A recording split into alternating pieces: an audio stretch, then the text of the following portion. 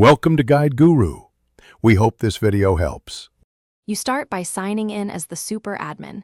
This is essential so you can access billing and account controls. Once signed in, make sure to back up critical data, Drive files, Gmail mailboxes, contacts, and any Vault exports, because cancellation can delete data. You should also record domain and DNS settings so you can reuse the domain later. After these checks, open the admin console and go directly to billing to locate your Google Workspace subscription. You now navigate the admin console billing area to find the active Workspace subscription and select Cancel Subscription.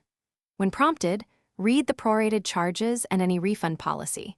This explains how billing stops and whether you owe a balance.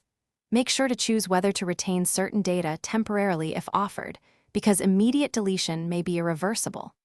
Once you confirm cancellation, monitor the confirmation message and email. This verifies the request was accepted, and after cancellation, you should remove saved payment methods and deactivate or delete user accounts to prevent future access. Next, verify your domain was released from the organization and clean up DNS records so the domain can be reused elsewhere. If the admin console does not show cancellation or you don't receive confirmation within 48 hours, contact Google support as a key troubleshooting step.